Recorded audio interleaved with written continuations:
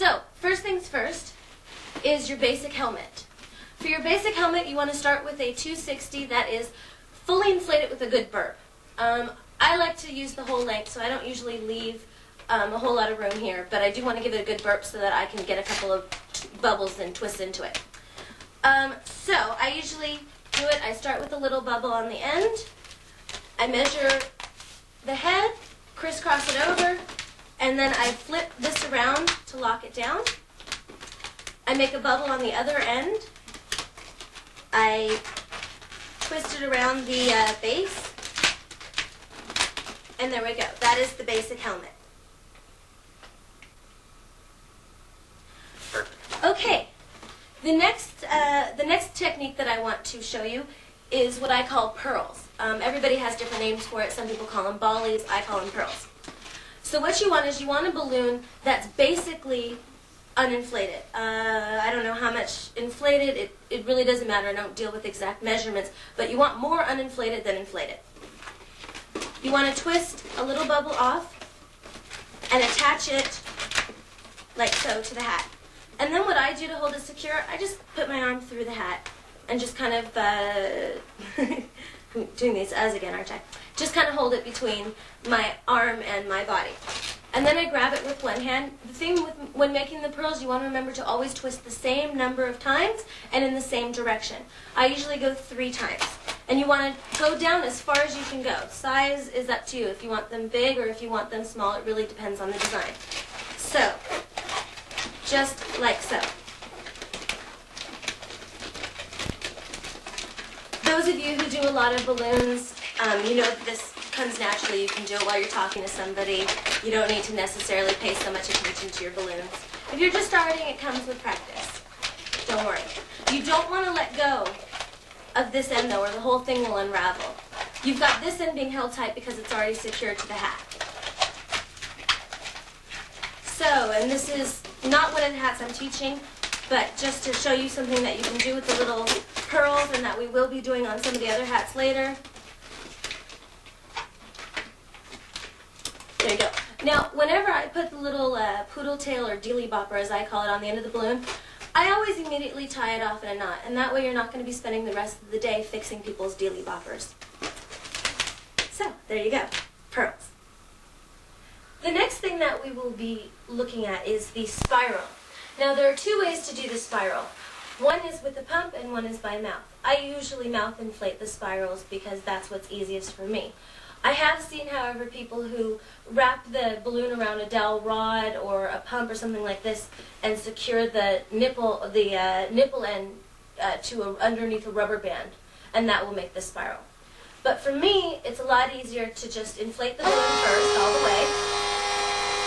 And this one you want to inflate it pretty tight, but then you're going to let all the air out. The reason that you want to kind of inflate it just a little bit tight, just before that bursting point, is because that's going to stretch the balloon much more. And the stretchier the balloon is, or I should say the more stretched out the balloon is, the easier it's going to be to blow it up. So what I do is I wrap it around my fingers, starting at the tips of my fingers. I wrap it around my pointer finger and my middle finger. And then I clip the nipple end between my thumb and my palm, like so. And then you blow it up. For those of you who are just learning how to mouth inflate, remember to blow from your diaphragm, not from your cheeks. Okay, here we go.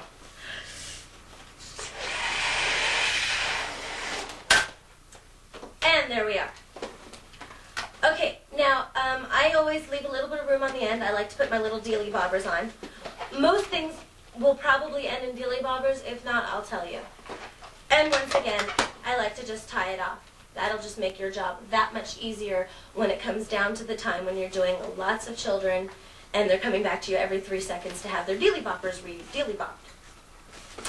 Anyways, this also is not a hat that we're going to be teaching on the video per se, but just a quick little idea, since I don't really like to blow up a balloon and then just throw it away, have to do something with it.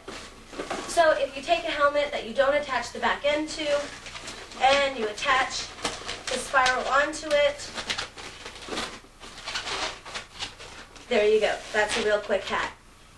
This hat is not my original. I don't know who originated it. Okay, and that's the spiral. The next technique that we will be learning, this is the fourth technique, is the twist. Different people have different names for it, but I call it a twist. It is basically when you take a balloon, either two balloons or one balloon folded in half, and we're just going to attach it right around here for our purposes. And then you literally twist it together. Some people call it a two-balloon braid, and others call it a twist, others call it a spiral. There's many different names. But that is the twist. We will be using this later on in the video as well.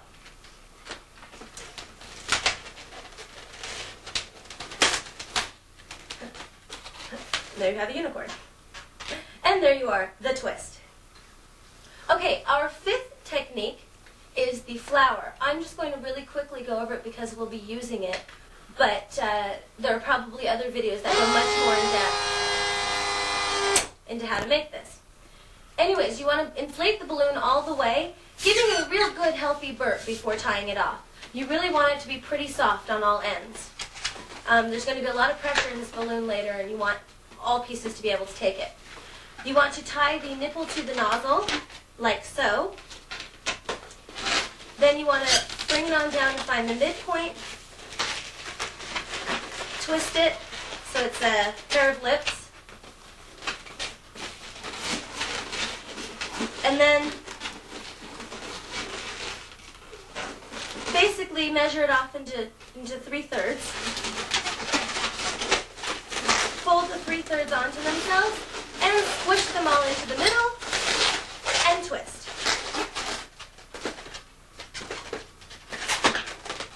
Anyways, and there you have the flower. Perfect timing! Good timing! Very nice. Okay, the sixth technique is what I call the The sixth technique is what I call the Deels-Boppers.